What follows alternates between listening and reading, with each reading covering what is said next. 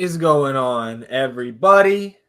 Welcome in to the North End Podcast, episode 166. My name is Zach Graham, your host here in the North End, joined, as always, by my good buddy. He's on record as my best friend. His name is Ian Michaud, and we call him...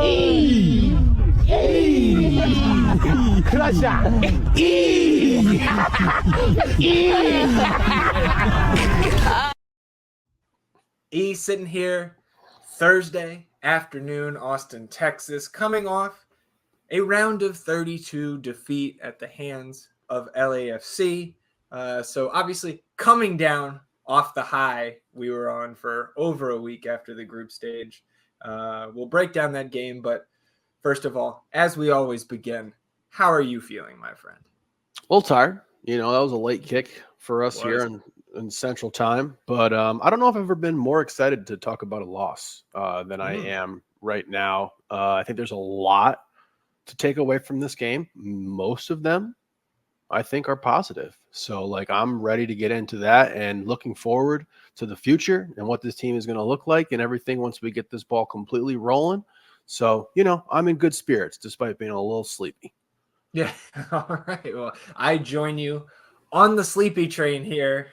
So let's go ahead and get into episode 166 here. We'll recap last night's game against LAFC and clean up a little bit of Austin FC news at the end. But we are heading into the true Leagues Cup break here. The one that we thought was going to be 3.5 weeks is now a little bit less than 2.5 weeks. So I will, as a programming note here off the top, say we are going to go on bye on Sunday. We are still on call. If we get some crazy transfer news, you might see that live stream fire up. We might pull off a Sunday episode, but if everything stays quiet from Roto's camp, we will be back next Wednesday. Take a little break ourselves here. And of course, before we jump into the recap, I want to remind you all listening or watching that the best way to support the show is to download the audio version of this episode wherever you get your podcasts. And of course, if you are on a podcast platform that can automatically download these episodes, go ahead and toggle that on. You can support the show without having to think about it further. And you can also go the extra mile by rating, reviewing, and subscribing to the podcast wherever you get your podcasts. And if you're on the YouTube channel watching there, hit the subscribe button. It helps us grow the show. You can hit the notification bell to know when a live stream pops up or a new episode goes live. And of course, on this episode, hit that thumbs up, like the video, help us battle the YouTube algorithm overlords, atone for your sins, wash yourselves clean in the eternal optimism of the North End. First thing I want to say before we get into LAFC, shout out to the boys from the Verde Pendant podcast having us on their episode this week. That dropped Wednesday morning. So, of course, the LAFC content there, we did talk a little bit about that game. That in the past, but a lot of other good conversation. It's always fun to chop it up with those boys. And we're going to do our what is now an annual tradition in August, little home and home. So the Verde Pendant boys will be popping up on an episode of the North End very, very soon. But thanks again to those guys for the invite. Always a blast. Always a blast. Looking forward to having them here on the North End. All right, so lineup comes out last night. And I will say for our opponents, couple notable things there. We thought Olivier Giroud was going to at least be active on the bench. He was not. He was hanging out with Will Ferrell during that match. And Christian Oliveira also on the bench. So you get David Martinez, the young Venezuelan, in that starting lineup. They did go 3 at the back, which I think was a curveball to Austin, and ultimately was a big boost, I think, for LA. We'll talk about that as we go on the Austin side of things. Curveballs in our lineup too here, E. And the big one was that Sebastian Driussi was playing at the 9. So your starting lineup, Stuver, Biru, Heinzike, Hedges, and Dessler. On defense, midfield of Ring, Danny, and Owen Wolff. Wingers, John Gallagher, Osman Bukhari, and then, of course, Seba up top. So bench, Rubio, Cleveland, Zardes, Valencia, Kolmanich, Cascante, Jimenez, Finlay, Svatak, Obrian Vaisanen, and Bersano. So no CJ Fodre. I imagined he's out in Portland with FC Toe. They kick off at 10 p.m. tonight, Central Time on Thursday. So you talk about late Central Time kickoffs. But your thoughts on the 11? I liked it. We were discussing it as soon as we saw that come out, and I was for it. It's a change up. I thought that we had an opportunity here, as I have framed this game for so long now. I feel like I've said it 100 times. Like, I thought that this game was a gift, an opportunity to try to see what we were about, see what we had in the chamber, and we shot a different shot, and I was all for it. I liked it. I thought that as this game progresses and once we get into it, we can talk about the freedom that Seba had to try to operate, the places that he was getting the ball and everything like that. So that was encouraging to me. I thought maybe when we first saw it that Owen was going to get pushed to the wing and Buka would be at the 9, but after some further discussions with you, it became clear that, Seba was going to be at the 10 there, at the 9.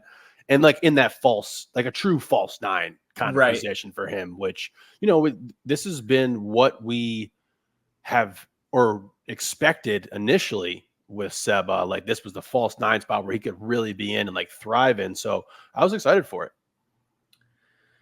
Yeah, I think I like the way that Coach Wolff put it after the match, that Seba was acting like a joker up there, right? Like almost like a little bit of a wild card, because of course, not a true striker. I'm not sure if he's a true midfielder. We know he's not a true 10, right? He's not that complete maestro like you see, a Reynoso when he was in Minnesota, a Ricky Pooch, right? He doesn't quite have the ball on the string, that command that those guys do. Not obviously knocking his greatness, right? That magic that we expect out of him. I also thought that it was a more aggressive lineup on both sides of the ball. Like, because obviously offensively, it's like, okay, we're getting probably our most talented group out there. I think you could argue a few spots. But also defensively, because this is how we've closed the 2 group stage matches, right? With Seba up there really pressing, again, sitting back more in that mid to low block against those Mexican teams. But it did seem like, to me, like we were expecting LAFC to come out and be a little bit more aggressive than they were. Ultimately on the night, LAFC sits back and is completely content to counter. And again, we'll get into this now. I don't think we did that bad of a job. I don't think really the 2-0 scoreline is really reflective of how the game actually played out. But unless you have anything to add, we can go ahead and get into it. No, it was an interesting kind of 2 chess moves by both of these coaches. And I was for it. Again, I'm for it. So like, let's get into it for sure. So we'll start in the first minute of this one. A couple notes here in the rundown. First, I know that Q2 has probably not had 0 empty seats in any game this season, but the attendance for this one was sparse. So there's been a lot of talk, especially on various social media platforms this week, between Austin fans and some certain MLS pundits arguing the fact that Austin wins the group in dominant fashion and still has to go out here and play on the road. And we've discussed that at length already on the podcast. We understand why it's this way, even though we don't necessarily think it's the smartest way to structure things. But MLS certainly missed out, I think, on some profits, because if this game was in Austin last night, even on a Wednesday, we're showing out, man. There is at least, again, there would be 19 or 20,000 people there, and, certainly would be a sellout in terms of the books there. But it's not just the attendance, right, that MLS missed out on here. The pitch conditions were flat out embarrassing, apparently from a boxing event that had been held at BMO over the weekend. It was horrendous. It was awful. It was definitely the worst we've seen all season, in my opinion. I could not believe how shitty it looked. Like dead spots on the grass. There was brown grass out there. Yeah. Like it almost looked like we were playing on top of a baseball diamond. Like it was absolutely ridiculous, and it's just really bad optics, because I think everyone can agree that, yes, we got screwed with this draw and we had to go out there to LAFC to play a team that was second in their group. I think that just established everyone's on the same page. I think that's just bullshit. I think we understand that. Right. But to have the stadium not be sold out, or at least like at near capacity, and then to pair it with the fact that the pitch was embarrassingly bad, and then you look at the fact that there's a game at Q2 in knockout round for League Cup, it just looks even worse, So like this field conditions, they were terrible, awful. Yeah. And I think some might argue that the pitch conditions affected the outcome of the game. I don't think they really did. And just thinking back this season, I think this rivals the pitch conditions in San Jose when we played them. You remember how many times we were slipping against those guys? I would give last night's pitch the leg up in terms of shittiest conditions on the year because of the visual. It wasn't just the effect it had on the players. Because you look at like one of the chances we'll get to that Owen Wolff almost puts in a fantastic goal. Murillo slips, like tears up a whole divot in front of the goal trying to get to him, and that's partially why he was so open. So again, I think it affected both sides and did not really change the outcome of the game, but still just unacceptable and embarrassing in my opinion. Yep, it looks bad for Leagues Cup, and like we're trying to get validity for this competition and everything like that, and gain some respect and everything. And like this is just a poor look on everyone involved. So I understand that there was a boxing match. I have an LAFC friend who I was casually talking shit with, and I was like, "What's going on with this pitch, man?" And then he sent me a bunch of stuff that LAFC fans were complaining about in regard to the pitch, and I was like, "Okay, well at least we all can agree that this is absolutely terrible." Yeah, for sure. And the third note here to start this one off, Austin kicks off, and for the first time, I think all season, plays it forward instead of back all the way to Stuver as they do customarily on these kickoffs. And on the first possession, good spell of possession, nice two-man game between Bukhari and Dessler. Ultimately nothing doing, but it was a strong first possession. It was a change from what we're used to seeing. So you see a change in the typical lineup structure. You see a change in the way we approach our first possession of the night. And I think that really set the tone. Again, even though we don't come out victorious here, it set the tone that we have moved into a new chapter. Set the tone is exactly what I was going to say here. And like, I thought that maybe this first possession could be like a flash in the pan and we weren't going to see it throughout the entirety of this game, but it was continuous throughout the entire first half that we were in command, we were in control, and the majority of these touches were happening on their side of the field. Now, I know that part of their game plan, I agree with you when you preface this game, was to allow us to have the ball, but we looked really crisp in possession when we did have it, particularly. Yeah, I don't think the LAFC game plan was give us the ball and make us look good. Yeah, right? For sure. Yeah. And again, we still lack the quality to put one into the back of the net last night. But again, let's keep moving here because 4th minute, Austin again on the front foot here to start. Good ball from Guilherme Biru. I can't wait to continue to talk about this episode. He plays it to Galley, and then Johnny gets a little bit of space. His cross whizzes past Owen Wolff in the box all the way up to that right side where Dessler wins it back, but ultimately LAFC able to clear out his cross into the area. 3 minutes later, LAFC wins a corner on their real first passage of possession. Jose Murillo, who was a fucking menace last night. He's so good, man. He's so good. He's huge. He's big. He's fast. He's super talented. He's a great player. He gets to this cross on the back post. This is the left side. Heads it out because he was at a tough angle. Heads it towards Denny Bouanga about 5 yards outside the box, and he takes a touch to settle it and then rips a shot that Brendan Heinzike nods away. But this shot, I mean, this was all the power that Bouanga has behind this ball. Just kind of blasts Brendan in the noggin, and he goes down. Ref immediately, as he should, stops play. ATs come on, do the concussion test. They've got the independent doctor there checking him out as well.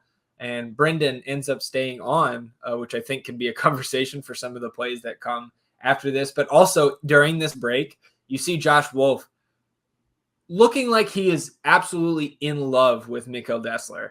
Calls him over to the side. First of all, we commented before you could see who he's talking to. He's cheesing. Like after this first 7-8 minutes, like he is in good spirits watching his team play. Haven't seen that a ton. Even going back to last year. And then you see it's Dessler coming into frame there. I thought that was notable. It was quite notable. That was a smile that we haven't seen a lot this season in particular. Yeah. 11th minute, Austin breaks a line on a slick pass from Danny where he was facing his own net, getting pressured there in the midfield when he lets this off, gets it out to Dessler, who leads the counter here. He's got Bukhari down the right.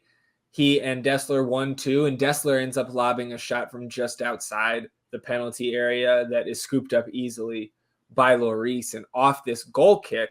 While, of course, on the broadcast, we are seeing during live play a shot of Olivier Giroud talking to Will Ferrell off this goal kick. There is a bounce that goes over Brendan Hindsight. Tough bounce there. Bouanga runs onto it. And despite Brad here in the one-on-one situation getting a deflection, it does trickle past Brad into the net. I'm not sure if this is more on Brendan Hindsight because you do, of course, get the replay. Coach referenced the pitch conditions when asked about this play in the post-match. I don't know if it's the pitch conditions. I don't know if it's Hindsight being out of position here. I don't know if it has anything to do with him passing that concussion test, but maybe not really. Again, we can only trust the doctors and trainers that are out there and abiding by the best guidelines that we have as the human race right now to deal with these concussions. I tend to think this is more on Hindsight and his positioning in this moment. Either way, Bouanga gets another one on us and down early. It just changes the game state, as we all know. It hurt. I actually had just gotten up to go to the bathroom or grab another drink or something. And then I come back and boom, we're down 1-0. And, that's how fast this team can hit you, particularly Danny Bouanga. You got to see last night everything that makes him special, the speed, the power, the physicality, his touch on the ball and his ability to finish. I thought a very valiant effort by Stu here to try to get a mid on it. He does. Unfortunate for it to go in there, but there's not a lot you can do when he's bearing down on you like that. Yeah. And I just thought it was a poor play from BHI. I just thought he could have done better with this one. Yeah. But that's again, we've talked about the things that have plagued this team consistently all season. The first one being inability to finish quality possessions with an actual goal. Second one being shooting ourselves in the foot with some confusing defensive plays, turnovers, positioning, what have you. And those two things reared their head again in this game, despite the fact that I thought we looked very good. And that can be the difference in the game. And it was. But to Austin's credit, man, they do not hang their heads here. They turn right back around. And again, it gets that much harder with a team like LAFC, who, again, for all that is made, rightfully so, of their offensive potency, is still the best defense in the league in terms of expected goals against. So no matter whether you think that, again, that's not an all-encompassing defensive metric, but they are in the elite tier in this league on that end as well. 16th minute here. You had a handball called on Ilie Sanchez on the left side of the LA penalty area, and Austin sets up the free kick. Seba stands over it. His service is put out for a corner.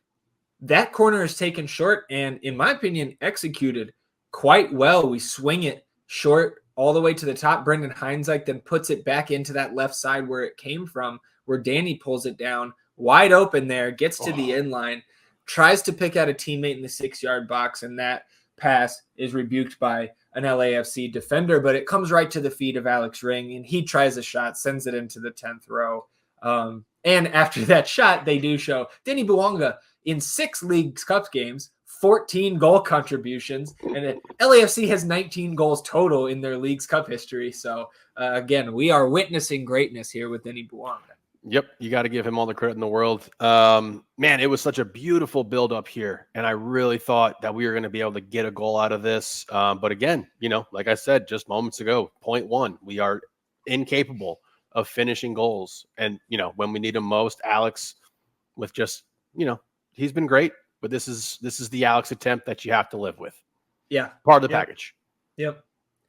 20th minute, Alex Ring here again. This time misses a chance. We had a couple of these last night where Osman is making a run in behind and wants that ball played, and Ring either doesn't see him or decides against it. But Bukhari able to just get right back on side. Alex lays it out wide for him, and he takes on Campos, who he made look absolutely silly all night. The double team does come here from Atuesta, and that has also been happening all night. When LAFC has the chance to bring a second defender over there, you see the gravity.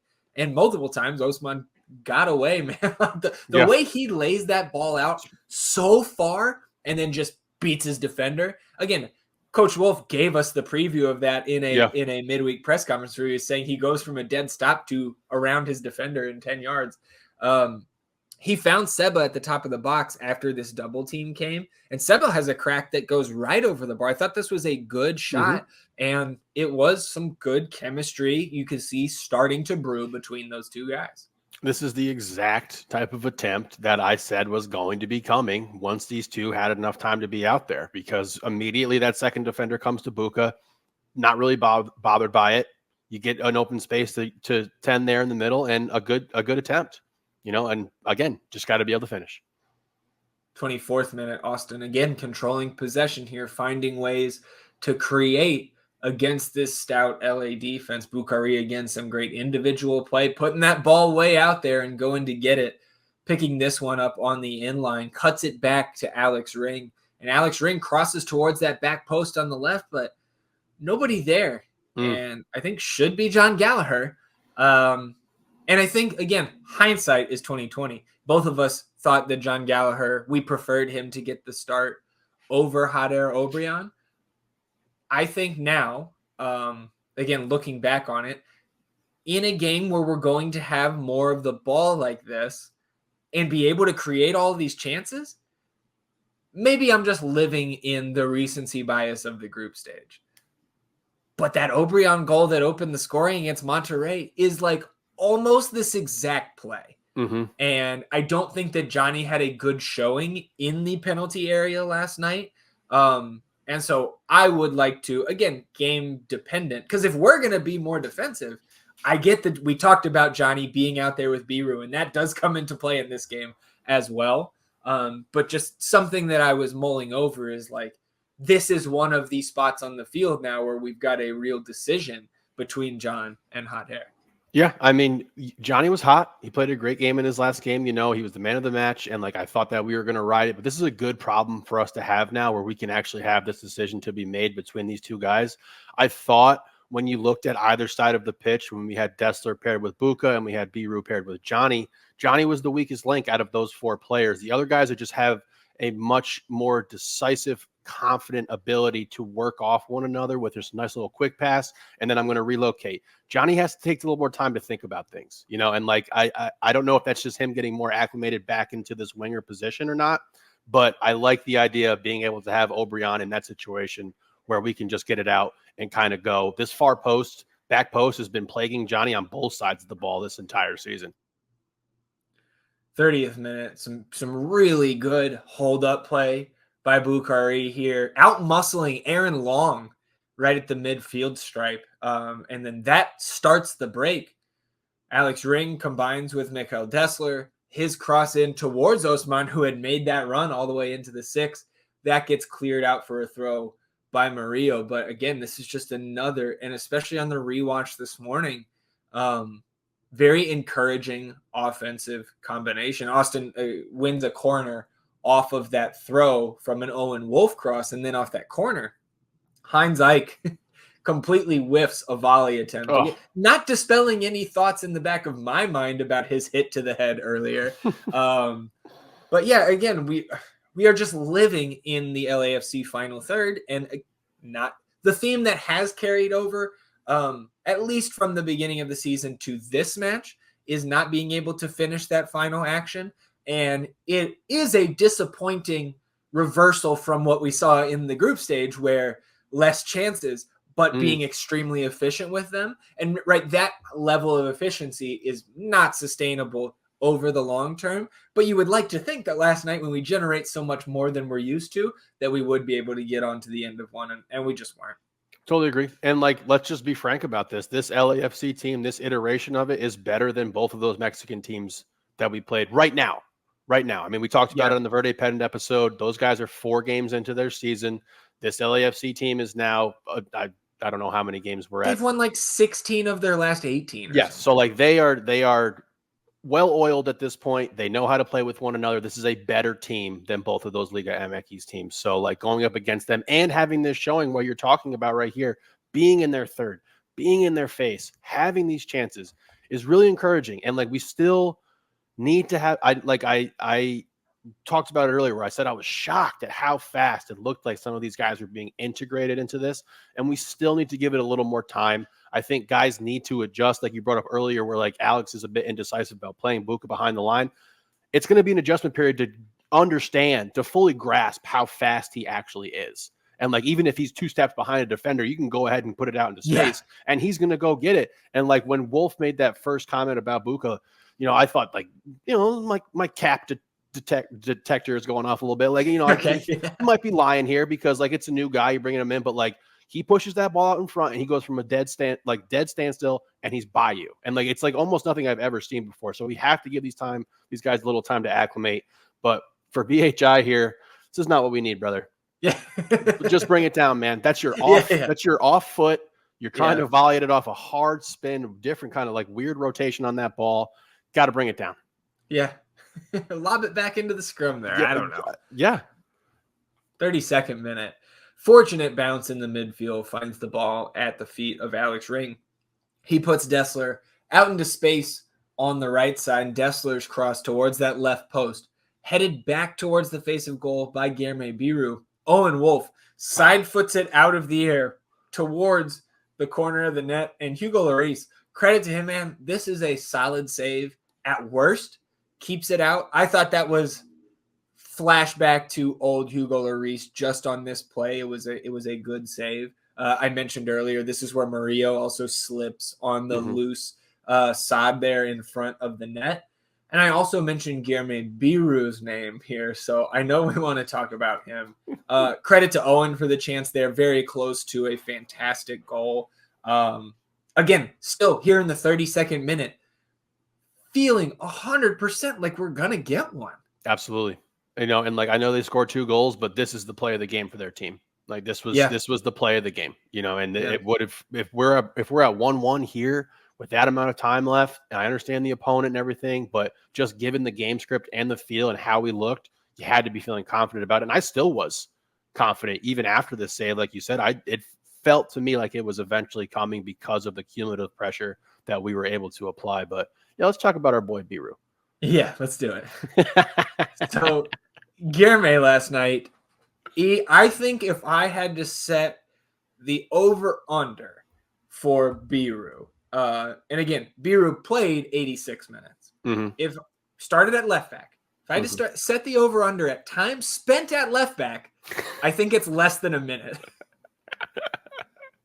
Yeah, and distance traveled probably 12 miles. 18,000 miles. I mean, look, before we get into all this, I love this kid. I know we've said it multiple times, especially you, but his effort and intensity and desire to win and the freewheeling nature, like this is a very lofty expectation, but I am who I am. He reminds me of Manu. Right? He reminds me of Manu Ginobili, where he's going to do a little bit of his own thing sometimes. And as a coach, a teammate, a fan, whatever, of course, there's a line that he can cross. I don't think he crossed it last night, where like he's going to do some things that are out of the ordinary, that are outside of the plan. But when those things work, they can help win you a game. And obviously they didn't last night. But like some of those things we have to live with. It's just going to come with Biru. I loved his performance last night. I know you have some thoughts as well. I mean, I'm right there with you. Just everything he does, he's so willing to just throw himself into the action. He's creative, you know, and like We want to have this, tightly run ship in regard to our formation, our ability to pass and move off of one another. But like this freedom, this kind of creativity that Biru has, it's something that they have to account for on defense that you can't really game plan for, because it's like your left back is up at the striker position on a solo fucking mission, and now he's putting a one-man press on your keeper only to not be on screen. So we're introducing new Guilherme drinking game. Okay, what's that? Look, if you get too drunk because of this, don't come crying to me. But anytime Guilherme is completely out of position, you take a drink. Okay. If he's at the 9, you have to do a shot. That's how we're doing this from here on out, because this dude was all over the field. And again, I hearken back to what I talked about with Johnny being the weakest link of those 4 guys I talked about: Buka, Dessler, Biru, Johnny. You saw the other 3 dudes having a willingness to just play soccer. Yeah. Johnny is much more in the mold of our game plan, what we're going to do. And I appreciate and love that about Johnny, because he does his job. But like the way that Biru kind of moves and how he passes the ball to you, and then he's moving, he's telling you where to fucking go. Like, get out of there. I know you're up there. And I do think he put Johnny in a couple tight spots. Dude, there was one time where Johnny is covering for him at left back, and you can see him shrug his shoulders, like, what the fuck, man? Yeah, I guess I'll play back here now again. Yeah. I don't know, man. If we did that drinking game, we would have been drinking for 85 minutes and 15 seconds last night. I love the kid. I love him. 42nd minute here. You do get a yellow card to Mikel Dessler for a foul on Omar Campos. At first, I thought this was soft, but then on the replay, not only does he step in front of that run to slow him up, but brings his arm up high, kind of into his throat neck area. So I thought John Freeman, who I remember when we had him last on an MLS game, we liked him. Yep. Very consistent. I thought that continued last night. John Freeman climbing the ranks for me of these officials. It's not a high rank to climb up, but good for him. I thought he was solid, consistent again, letting these guys play. And the matchup that we were talking about, I know it's not from this play right here that we're discussing, but the Bouanga-Dessler matchup, I thought Dessler was more than capable of holding his own, even when he was on a yellow and then he found himself in space in this second half. And that was one thing that I was really, really trying to pay attention to. And because now we have a counter to that. Absolutely. Yeah. I still feel great about this game. I can't wait to see this team again.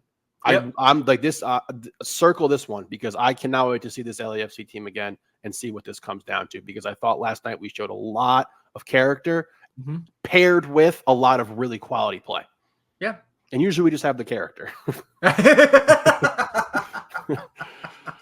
44th minute here. Another long passage of Austin possession here before stoppage time. Alex Ring hits Osman at the edge of the box with just a piercing pass up the middle, and Bukhari turns on a dime, plays Seba through down the right into the penalty area. And I thought live that Driussi could have shot this. He tries the low cross to Biru, who had made the run to the near post again. Biru up there, got a play in second striker in this instance.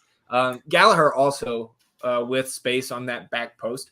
After the replay, especially from the sideline angle that we get on the broadcast, I think it was the right pass by Seba and just well defended by a good LAFC defense. And the announcing team here giving me a little bit of confirmation bias, because they appeared very pleased with Austin's ability to create threats on offense. So on the replay this morning, it felt good. That's okay, this is not just my Verde tinted lenses here. Some impartial observers are also saying Austin's been good.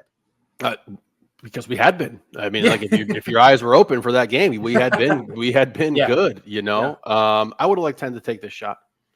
Okay. I would have liked it. I'm in that's what I thought in the moment. Yep. I'm in that camp. I understand on the rewatch too that potentially the right move here, but I still would have liked it. First minute of stoppage, Bukhari played in behind by Mikel Dessler. He won't hesitate to give him that ball. Osman takes a shot. This goes into the side netting. And I thought, Heinz Eich puts his hands up, wanting the ball here. I'm just I guess, man. Let Bukhari take that shot. Wait, I didn't even see that. Yeah, dude. As Heinz Eich was making a run, he throws his hands up. Yeah. Come on, bro. Hey, Let me take concussion. another crack at this after I just literally almost dislocated my kneecap Hey, whiffing on a ball. the team had across the board an aggressive mindset, so Yep. I won't fault them for that. Yep. Second minute of stoppage here, you get a yellow card to David Martinez shoving Wolff from behind, which I thought could have come earlier and wouldn't have been unfair, but pretty clear now. And you see Freeman's 1, 2, 3, like it's too much, man. Yep. So the young kid carded before the half, and then you see him subbed off in the 46th minute here as Christian Oliveira comes on to start the second half. Yep, and he looked at that lineup for LAFC, and that was their weak point, was that kid. He was just not prepared for the physicality of this game and the intensity of it. And what you said there about our aggressiveness, we had a confidence that we belonged on the pitch with them last night. The aura, the fear that comes with playing an LAFC team, I think kind of had dissipated because we understood not only how hot we were, but now that the level of play looks better. And this is not something, I also want to make this clear. This is not something that just came about. Like we played a good game. This is stuff that had to have been happening in training. This is continuity level stuff. That's I'm getting more familiarized with my teammates and we are going out there and we're going to be doing our job. So I thought that this was really great. A great first half. They have one fucking breakaway and that's who they are. I understand that they don't necessarily need a lot of possession to create a shitload of chances. And when you have somebody like Bouanga, you're going to be able to finish those more often than not. But again, a half that we were more than content with from my standpoint. Yeah. Coming out of the half here, 48th minute. Again, we get the sub with Oliveira in there, but Heinzeit plays a long ball to Osman, who does well to bring it down, kind of with a high boot, he likes getting that boot up there. We've seen him 2 out of 3 games now. Luckily, no contact here. But then he taps it back to Driussi, who was trailing the play, and Seba rolls it into the net here. Oh. But flag goes up upon the replay. It is the correct call. But again, it's just we have not had that guy. We've seen just you think back to the Galaxy match, right, where we get the great pass by Alex Ring and Hader Obrian runs onto it and finishes it. But I feel like this is something we will see much more frequently on a game-to-game basis, getting at least one of these chances when Osman is out there, just by him being opportunistic and the guys behind him playing the ball with the right timing as they continue to gel.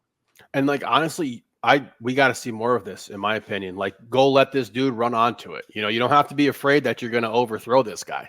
He's going to go get it. And to your point about with hot air and how it looks a little different, we haven't seen hot air be able to bring a ball down like that and then drop it off to somebody where it's okay, now here comes a really good look. So yeah, we also haven't seen him play with Bukhari. So I am intrigued whenever we do see it, because we will see that pairing at some point. Again, whatever you're sacrificing on the defensive side, then you've got that speed on both sides, with of course the very class level of skill that we have observed out of Bukhari so far. And not only that, we talked about the gravity that is attracted to Buka. So that's just going to give hot air way more turf to work with. Yeah. 52nd minute here, filthy back heel by Bouanga. It nutmegs Heinzeit. I think there's a little bit of luck there, but again, he rolls this ball, back heels it right into the path of Mateusz Bogusz. Or excuse me, this was Campos who ran onto this one. So Campos is off leading the break, and then as he gets into the penalty area and winds up across, it's a good slide, good timing here by Matt Hedges to usher this one out for a corner. That corner soars over to the right side for Bouanga, and he just completely dispatches John Gallagher and fires a shot that Stuver saves out for another corner. Ultimately, Austin able to clear out that second corner, but a good save by Brad Stuver. And again, it's just, you see the quality of Bouanga when you mix that quality with a little bit of luck in Brendan's stance there. You get a 3-on-3 fast break. So I think a little bit fortunate that the defense was able to recover there. And then again, on the night when the defense was set, we were fine. We were absolutely, no danger outside of the 2 breakaways where they score. Yep, absolutely. We were true to our form for sure. Big save by Brad here really kept us in it for sure. It was around this time, 50th, 55th minute where we were watching with some of our friends, and shout out to Jones and AG and our buddy P Mike. Shout out Monica for the dumplings last night. Those were delish. This is where at least I started to grumble about, all right, let's get some subs in here. They don't come, at least immediately, and we get to the 61st minute. The wayward pass here from Alex Ring that creates an LAFC break, and Bogusz does really well to hold off Heinzeich on this break, who looked like he was going to get to the ball first, but good strength, good control from Bogusz, and then he plays Christian Oliveira through on the backside of this break down the right. Brad Stuver is in good position, and Guilherme Biru is in pursuit. But when Biru slides to try to block this shot out for a corner, it deflects off of Biru's leg, and that deflection pops the ball up over Brad Stuver, who had gone down to make the save. And I think, number one, it's a good effort by Biru.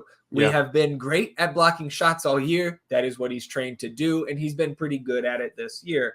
Stuver, I think, in position. If Biru does not go to ground, I think Stuver makes this save. But deflection for the second time tonight, a deflected shot goes into the back of the net, and the 2-0 lead. Now it feels like all is not lost, but this is where this is the first time I was deflated all night, because we talked about how good it looked in the first half. And even in the second half, up to this point, we were still on the front foot. But again, caught out on the counter, and we know this is how LAFC wants to play, and it was definitely on display last night in terms of their strategy and the way they were set up.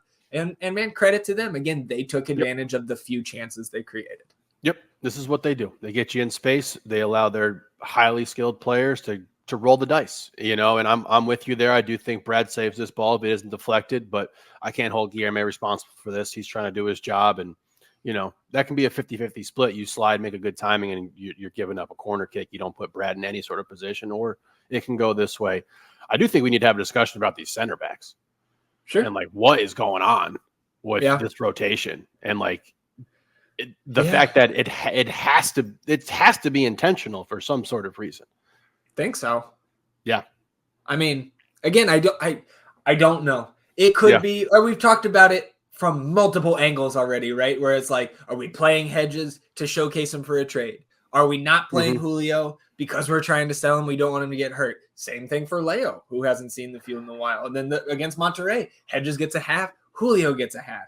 And Svatak ultimately does not debut last night. And that is maybe my biggest negative takeaway from this Leagues Cup, this span of 3 games, is the fact that we were not able to get any time for Svatak after being gassed up on he's going to come in here and hit the ground running.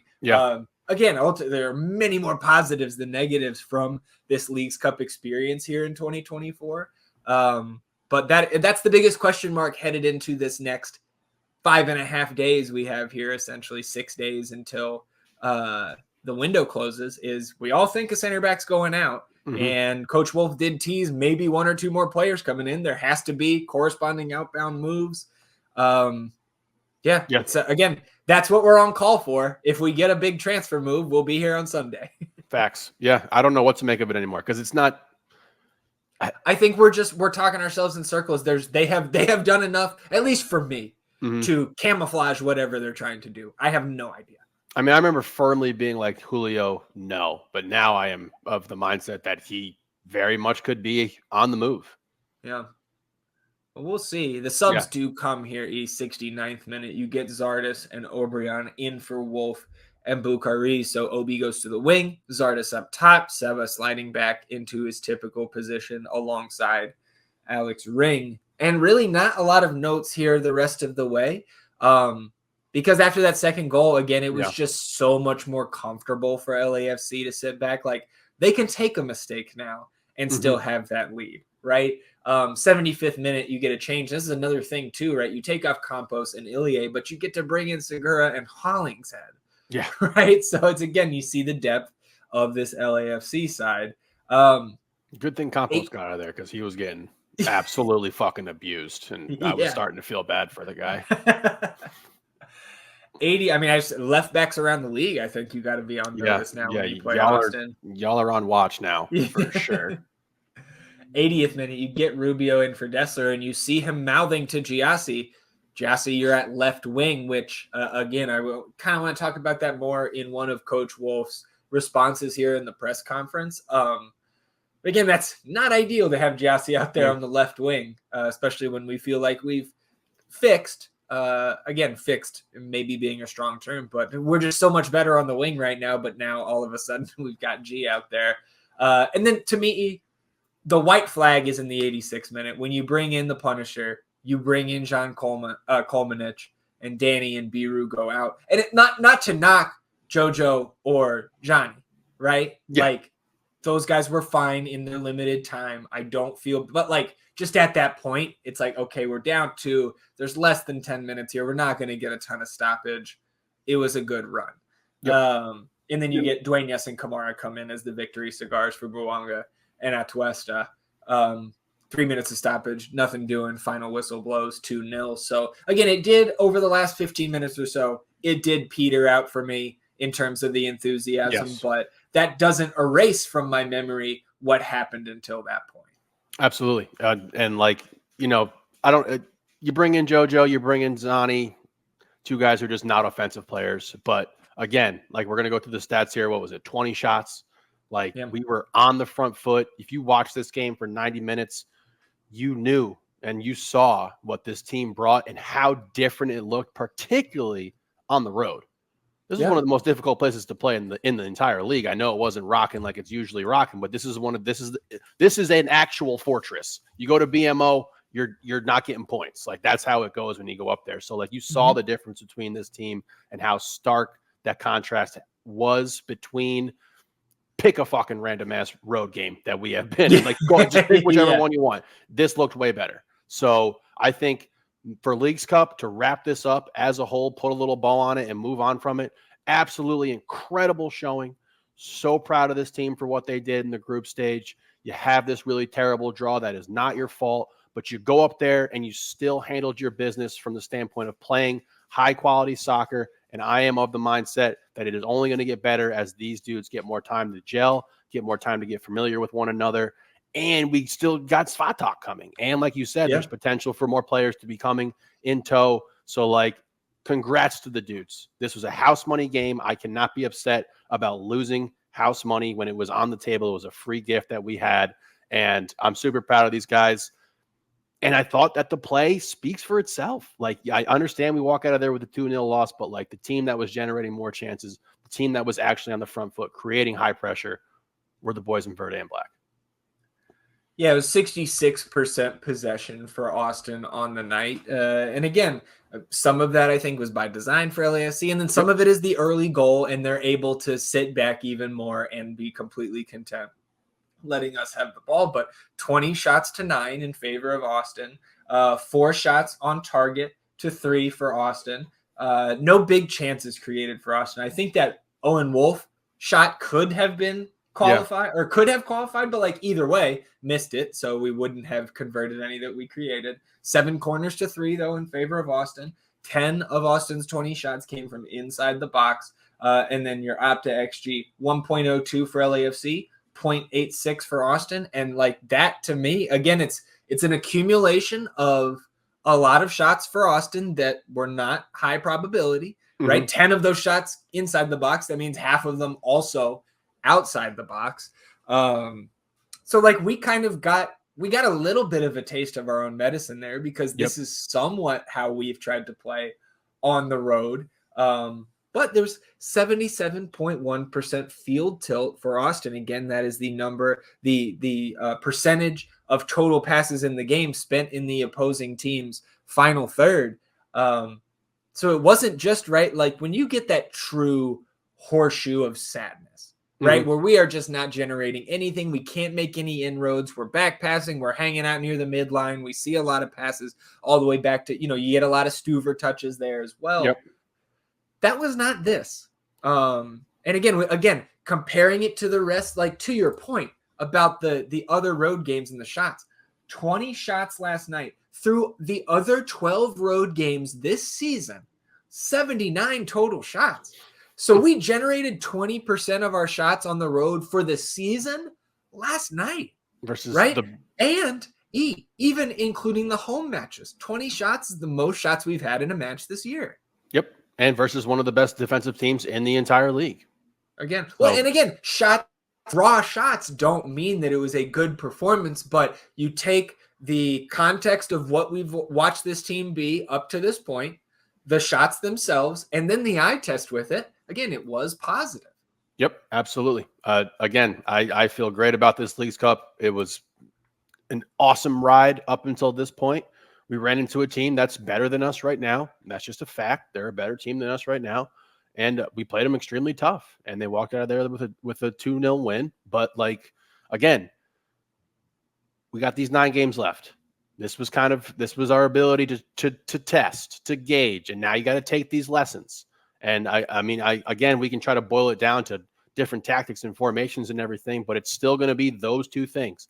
Can we finish when we have the opportunities, and can we not make grievous errors when the other team has the ball? For me, this is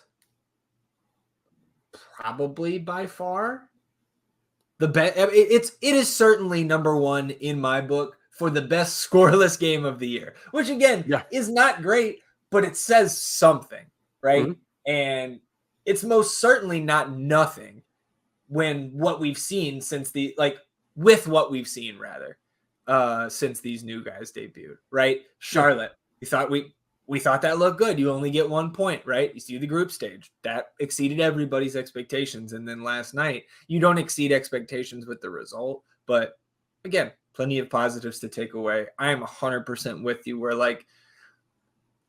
I cannot wait to see us against Nashville on the road, which is can't wait to see us on the road has not been something that we've said this year. And now I'm certainly against Nashville. Not afraid. But we got to get some results here on the road, and Nashville, that is ripe for a dub, in my opinion. They're not a good team this year. I totally agree. I think we're going to mix them. I can't wait for this LAFC matchup too, coming up as well. I'm just ready for it, man. Anyone who had expectation after winning the Group Cup, you didn't have it before. So, this is not a world-ending type of loss for us right here. This is a speed bump until we reach this, as we reach this final part, this final push into the end of the regular season for MLS. And I'm ready for them to make this push into the playoffs. And then, then we'll talk some more because I have things I want to say now, but job not finished. Yeah, correct.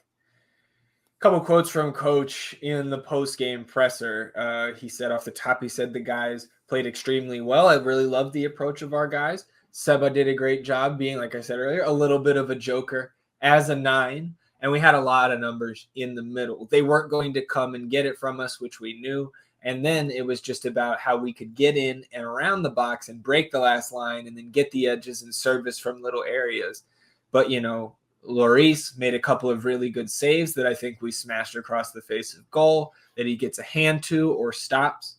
But more ruthless, more hunger, or more quality in many regards in front of goal. And I think that these are the things that separate the very good teams from the middle of the table teams. And then asked about the substitutions or the lack thereof, right? And I think Phil was the one who asked this question about, 52nd minute, you get the save on Bouanga. You've got Oliveira causing problems. He ultimately scores the goal a few minutes later. Could something have come earlier? And Coach said, I think we had the subs ready to come in a little bit earlier, but there's a lot of things that we're doing that are working. We created 20-something shots with 10 or 11 inside the box. So, when you're as dominant as that, I don't know that you truly need to change. I don't know if I would call us dominant on night. Certainly, again, with those counting stats with the shots and such, but there's more context to that. And then he also said, we brought in Giassi, we brought in Diego. There are some limitations to who we had. Certainly the guys that we can bring in I think you have to look how the game is going. And I took a little bit of exception personally to that answer because it almost felt like he defaulted to like halfway towards some of the things he's been saying throughout the year, that again, being shorthanded and having limitations was our situation. Mm-hmm. But last night it was not. And maybe he was, and to give him the benefit of the doubt on this answer, right? Maybe he's just suggesting that like, because we had the different lineup out there, now we've got 2 strikers off the bench, right? You don't really have midfield subs outside of JoJo. So like it was a little bit of a different rotation, different types of guys that he's got off the bench. But in terms of limitations to who we had, man, we're healthy. Everybody was active last night. We had no limitations in terms of player personnel. Yeah, I'm going to say that he was referencing the fact that, we didn't really want to put G at left wing. Yeah, sure. Yeah, and like and the first part of that, I think he's just remaining committed to what he thought was a really good game plan going into this game in regard to what this lineup was going to look like. And then that coming to fruition and wanting to stick with it. So like, I don't take too much exception with what he has to say there. I just think he said it poorly. Sure. Yeah. And man, the press conference looked like it was handled by either LAFC officials or Leagues Cup officials. Mm-hmm. And it was not the same. It did not have the same like smooth type of structure that you get when our Austin media team is handling things. I know but from what I saw, not everybody got to ask a question. Maybe limited. Yeah, maybe they worked on the pitch too. I don't know. Fucking bums. God. Yeah. God. Inexcusable field last night, man. Anything else for you on this game before we move on and close out the episode? Favorite loss of the season. Yeah.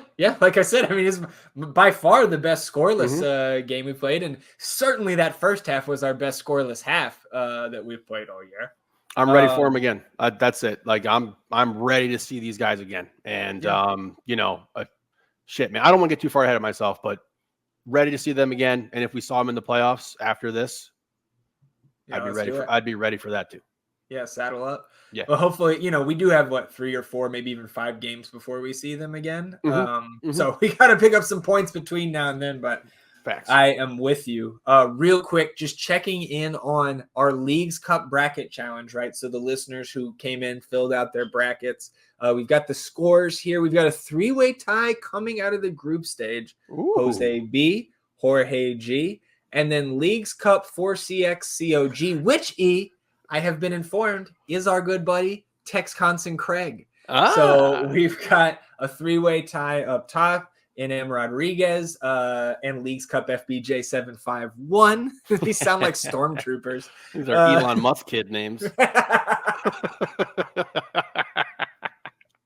Those 2 are tied for second. And then we've got a 3-way tied for third with one of the North End Pirates, Brian there, Maddie B, and myself. So still within striking distance, but we'll keep up with these scores as we go throughout the knockout rounds. And then one note, again, last business day, we previewed the Portland Timbers match that takes place here on Thursday night on the last episode. We'll recap that on the next episode, but an Academy note. They just started practices for the new season on Monday. So it's good to hear that the Academy ranks are getting back to it. Because again, year over year, we expect to see more and more out of this Academy. There's also a change in our teams.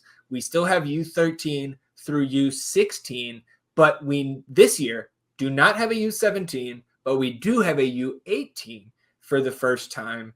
And I imagine that's because, right, a lot of seniors in high school maybe there having to play on the team, or the U18, right, because the U17 maybe aged out there. But an interesting development nonetheless. And, of course, we will have our eyes on all things Academy going forward. So, good, getting a new season underway. Yes, sir. Winning starts now, boys. This is how it starts. Good habits now. So, props to them. Let's keep it rolling with them too, man. They had a great season last season as well. Yeah, overall, a lot of good results coming in. Well, that'll do it for episode 166 of the North End podcast. Again, we are planning to be off on Sunday, but of course, if more than happy to be here on Sunday if we've got big transfer news. If not, we will see you all back here next Wednesday for another edition of the North End podcast. Enjoy your weekend, everybody. We will do the same, and we'll see you next week. Until then, he's E, and I'm Zach. Vamos Austin FC, everybody. Goodbye.